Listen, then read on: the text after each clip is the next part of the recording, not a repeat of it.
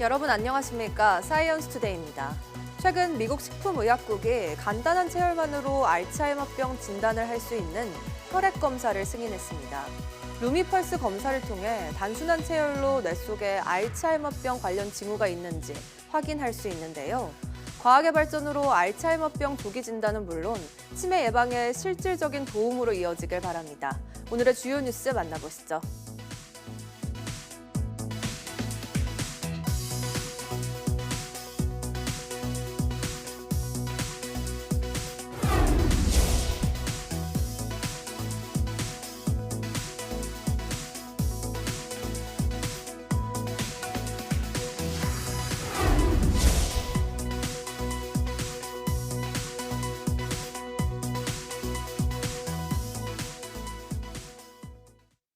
장마도 아닌데 벌써 중부지방에 시간당 70mm의 비가 쏟아지는 등 올해도 극한호우가 잦을 것으로 예상됩니다.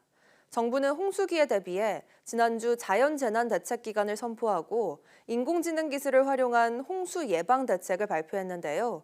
일부 우려의 목소리도 나옵니다. 이문석 기자입니다. 지난해 장마와 극한호우로 국가하천시설 8곳에 제방 유실 같은 피해가 났습니다.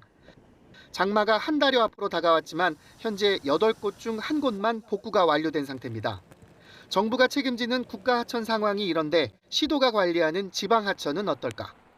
지난달 말 기준으로 작년에 피해가 난 237곳 중 8곳, 3%만 복구를 끝낸 거로 확인됐습니다. 하천 피해 지역은 피해가 되풀이될 위험이 커서 시급히 복구해야 하는데 현실은 그렇지 못한 겁니다.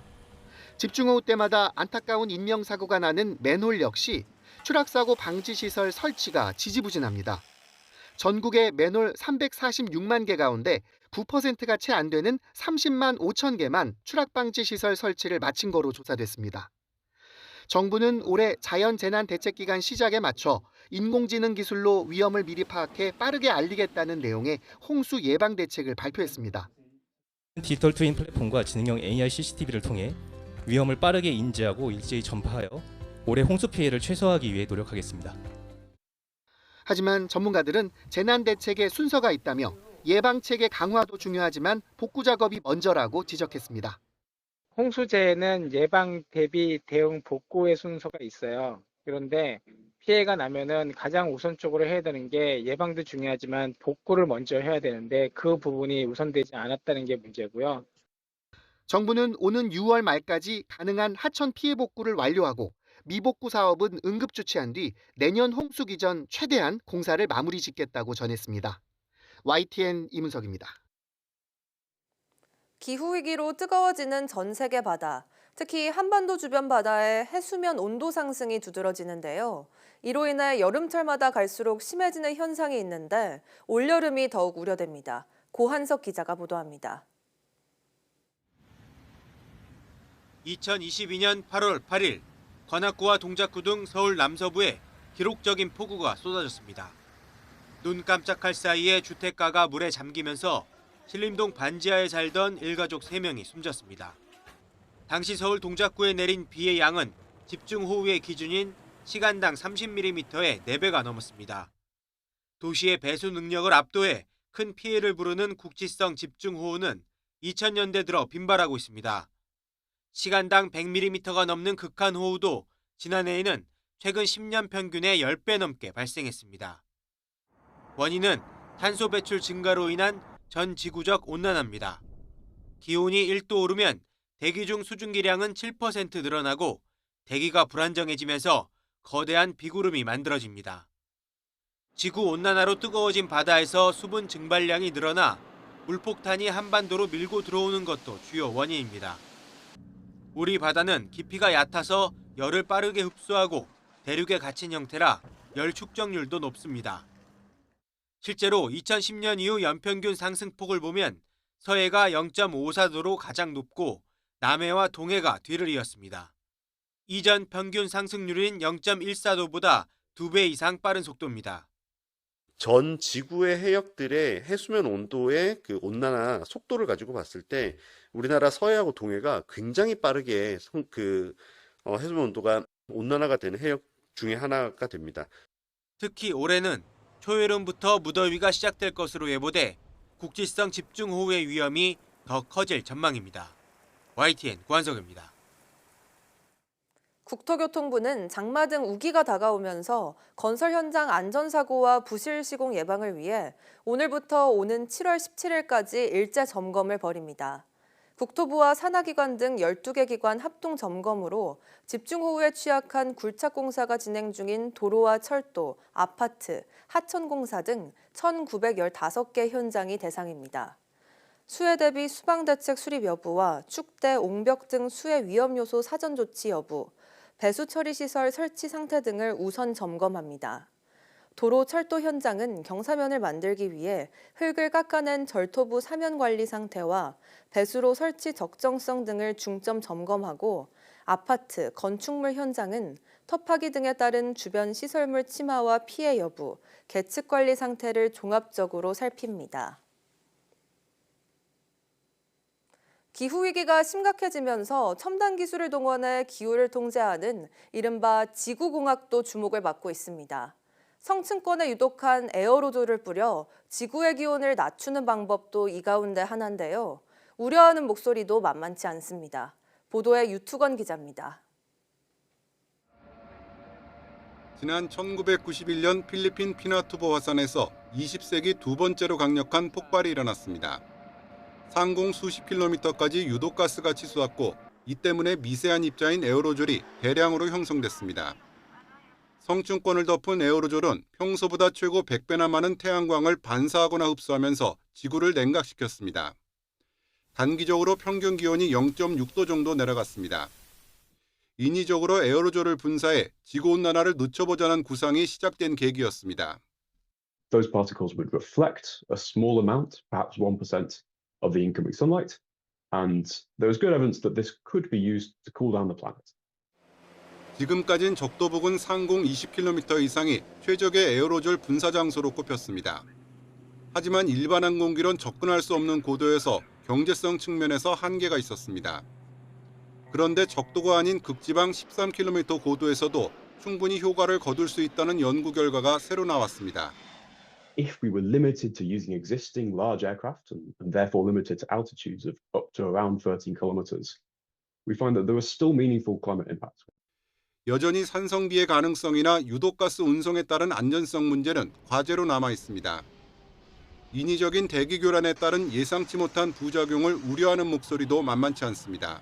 And so this can do things like disrupt precipitation patterns, cause droughts in some places, cause excessive flooding in other places.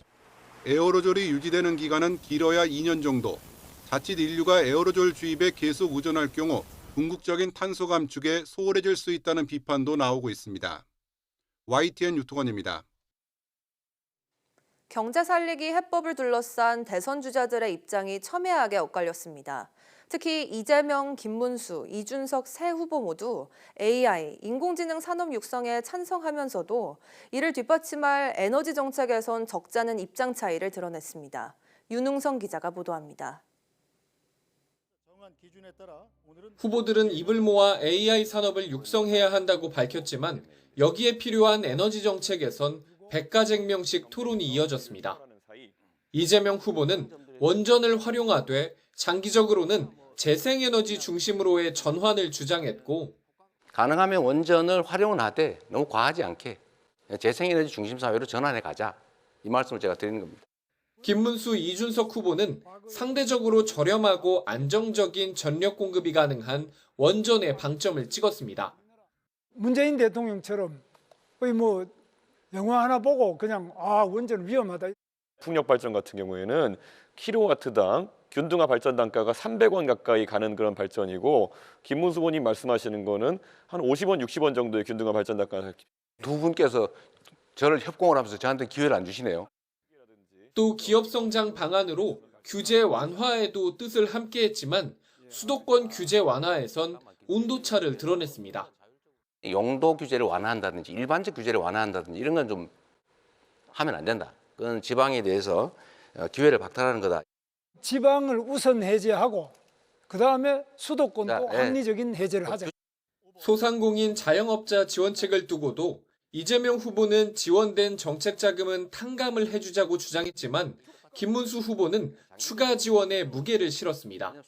정책 자금 대출 부분은 상당 정도 탕감을 해주는 게 필요하지 않냐.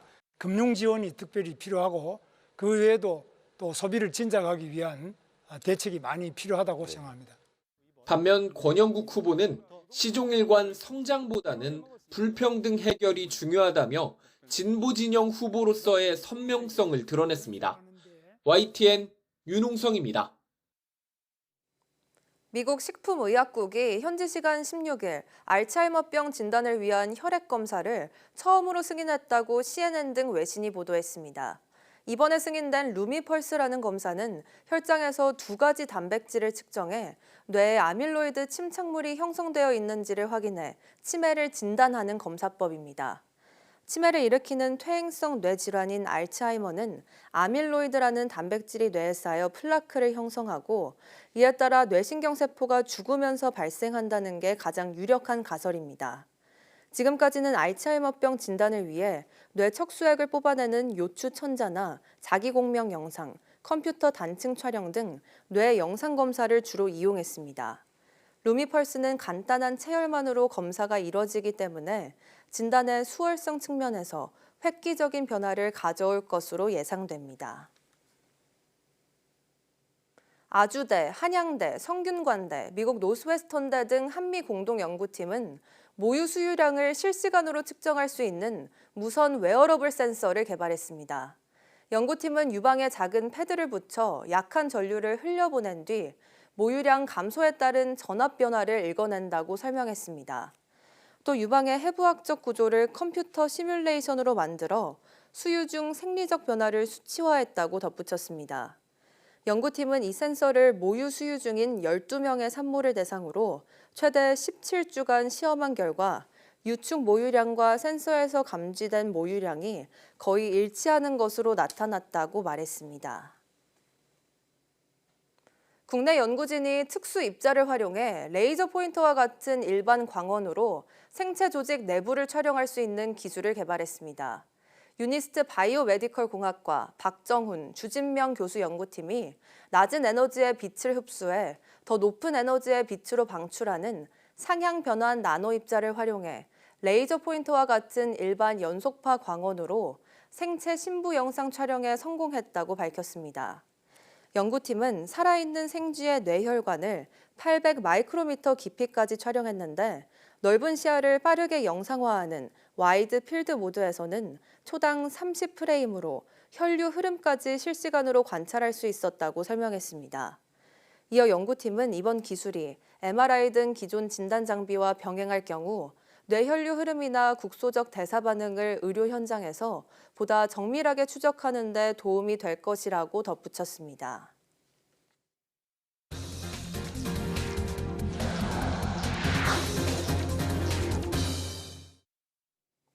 과학기술정보통신부는 미국을 방문한 유상임 장관이 미국 통신당국과 통신사 해킹에 대한 한미 공조를 강화하기로 했다고 밝혔습니다. 양측은 SK텔레콤 해킹 사건과 미국 통신사를 포함한 전 세계 주요 통신 인프라에 대한 중국 해커 집단, 솔트 타이푼 해킹 등 현황을 공유하고 대응 방안을 논의했습니다. 이와 함께 유 장관은 최근 민간 국가 지정과 미국의 연구개발 예산 삭감으로 우려가 제기되는 한미 연구 협력과 관련해서도 관계자들과 만나 소통했습니다. 이 자리에서 미국과 협력 내용을 설명하고 연구개발 환경 변화에서도 한미 간 차질 없는 협력이 필요하다고 강조했습니다. 최근 대규모 해킹 사태를 겪은 SKT와 비슷한 피해를 본 명품 브랜드 디올까지 뒤늦게 고객들에게 해킹 사실을 통보해 논란이 됐습니다. 전문가들은 해킹 사실을 인지하자마자 고객들에게 알리도록 제도의 변화가 필요하다고 지적합니다. 신기혜 기자가 보도합니다.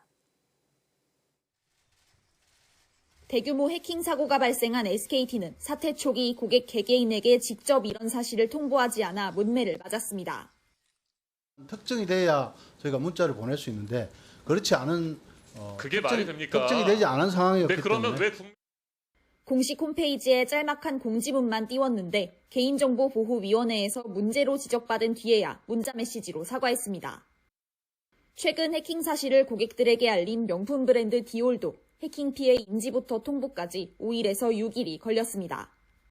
현행법상 개인정보 처리자는 개인정보가 유출됐을 경우 72시간 안에 정보 주체에게 이를 알려야 하고 위반할 경우 3천만 원 이하의 과태료를 내야 합니다. 72시간 안에 최대한 빨리 피해 상황을 파악해 고객에게 설명하도록 한 건데 SKT와 디올 모두 해당 규정을 제대로 지키지 않은 겁니다. 또 신고해봐야 크게 뭐 시끄러움만 지고 그러니까 안 하려고 했다가 잘 안 되니까 하는 경향이 굉장히 있죠. 고객들한테 오히려 저는 그 뭐 72시간이 아니라 그 전이라도 바로 알려주는 게 필요하죠. 이런 경우를 막기 위해 아예 개인정보 유출 사실을 인지하자마자 고객들에게 알리도록 법 개정이 필요하다는 요구가 나옵니다. 기업이 해킹 사실을 통지할 때 고객들에게 유출 경위와 세부 항목 등을 모두 알리도록 한 규정도 일단 피해 사실 통지 후 내용을 보완해 추가 통지하도록 바꿔야 한다는 지적입니다. 자칫 늑장 통보의 이유가 될 수도 있고 해킹 규모가 크거나 흔적이 남지 않은 경우 내용 파악에 시간이 오래 걸릴 수 있기 때문입니다. 규모가 방대한 경우는 그게 시간 내에 이루어지기가 굉장히 힘들 거예요, 현실적으로. 지금 조사 중이라는 사실 자체는 노티스를 해야 되거든요. 실무자 중심의 어떤 신고 시스템이 조금 도입되면 해킹 범죄가 고도화되는 가운데 기업들이 더 신속하고 적극적으로 대응에 나서도록 제도에도 변화가 필요해 보입니다. YTN 신계입니다. 한미 관세 협상의 구체적인 의제가 확정되면서 이제야 협상이 본궤도에 올랐습니다. 이번 주부터 실무급에서 본격적인 밀고 당기기가 전개되는데 보름 앞으로 다가온 대선 등 국내 정치 일정이 변수가 되지는 않을지 산업계도 예의주시할 것으로 보입니다. 황혜경 기자가 보도합니다. 한미가 합의한 관세 협상 의제는 균형 무역과 비관세 조치, 경제 안보 등 6가지입니다. 균형 무역은 우리가 대미 수출 흑자 8위라는 데서 비롯된 무역 수지 불균형 문제, 비관세 조치는 소고기 등 수입 제한이나 검역 절차, 디지털 교역은 구글 정밀지도 반출이나 망 사용료 문제 등을 논의할 것으로 보입니다. 경제 안보는 공급망 문제 등 중국을 의식한 의제로 추정되고 원산지나 상업적 고려 등은 우리와 큰 쟁점은 없는데 미국이 여러 나라와 동시 관세 협상을 벌이다 보니 편의를 위해 마련된 틀이라는 설명입니다. 하지만 이 가운데 미국 측이 요구하는 우선순위가 아직 명확하지 않다는 점은 걸림돌입니다. 이걸 꼭 풀어야 뭐 이게 관세 협상 차원에서 이게 뭐 필수 조건이다 이런 것들은 지금 현재 아직 확정된 바는 없습니다. 50여일밖에 남지 않은 협상 시한도 문제입니다. 2차 기술 협의, 다음 달에는 고위급 접촉도 예고됐지만 미국이 주요 교역국 18곳에 더해 중국과도 관세 협상 중인 만큼 7월 8일 전까지 일괄 타결, 이른바 원스톱 쇼핑은 어려울 수 있습니다. 현재 예정되어 있는 시한을 맞추려고 최대한 노력을 하겠습니다만은 뭐 불가피한 경우에는 뭐 이런 것들도 조금 뭐 조정이 있을 수도 있지 않을까라고 저희는 예상을 하고 있습니다. 불과 2주 뒤면 새 정부가 들어서고 업무 인수인계 등의 시간이 필요하다는 점도 변수라면 변수.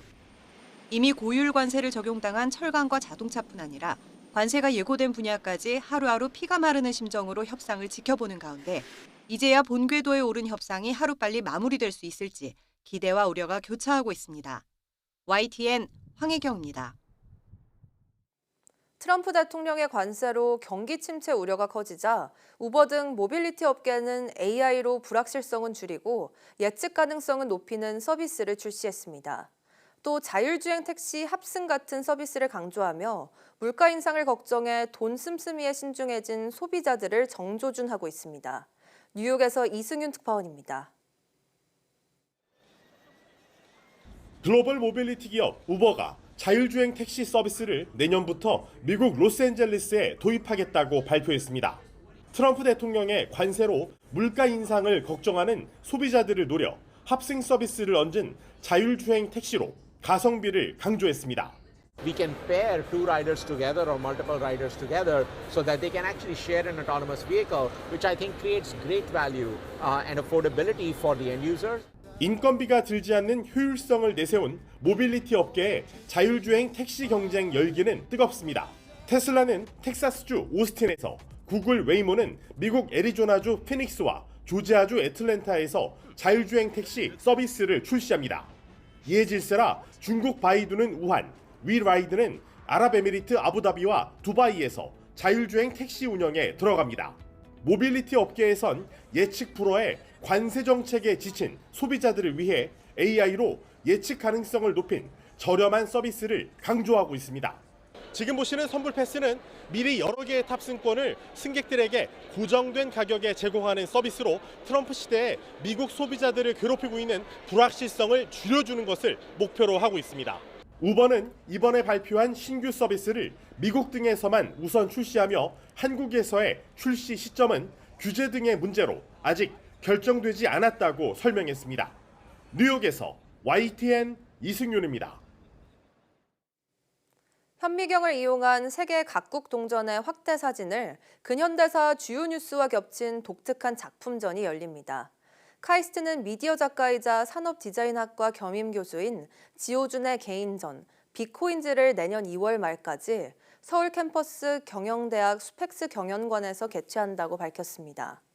이번 전시에서는 교황 요한 23세가 새겨진 바티칸 동전에 2017년 경매에서 4억 5천만 달러에 낙찰된 레오나르도 다빈치의 살바토르 문디를 함께 배치한 프라이시드 등의 작품이 소개됩니다. 지호준 작가는 일상 사물을 광학 현미경이나 전자 현미경으로 관찰해 얻은 이미지를 활용해 작품화하는 독특한 작품 세계로 주목받고 있습니다.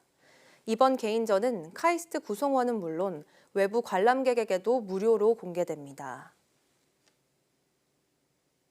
최근 유통업계 경쟁이 OTT로 이어지고 있습니다. 네이버와 넷플릭스의 협업에 이어 쿠팡은 쿠팡 플레이를 무료로 바꿨고 배민은 티빙과 함께하는 요금제를 준비하고 있는데요. 이처럼 유통가가 OTT와 손을 잡는 이유는 무엇일까요? 오동건 기자가 취재했습니다.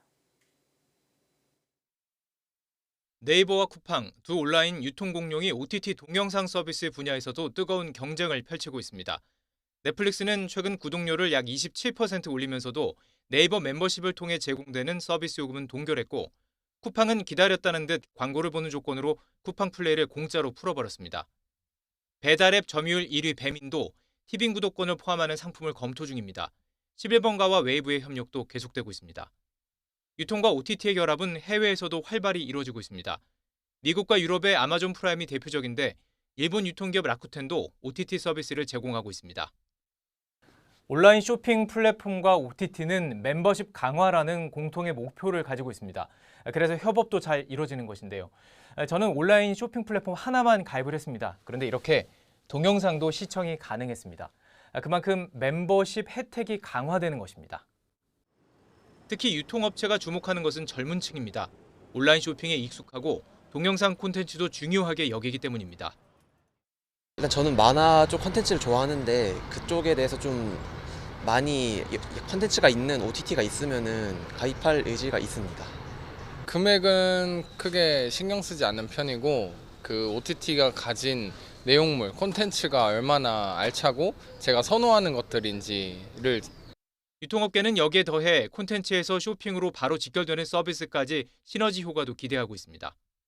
경쟁이 심화되면서 사실 가격에 대한 메리트가 사라지고 있습니다. OTT 서비스를 준다거나 아니면은 뭐 그 스포츠 경기 아니 문화 활동 그런 것처럼 뭔가 좀 특별하고 내가 꼭 이용해야 되는 거에 대한 그 혜택을 주는 게 소비자들을 잡기 위한 온라인 유통 플랫폼의 치열한 경쟁 속에 유통과의 OTT 경쟁도 갈수록 격화될 전망입니다. YTN 오동건입니다.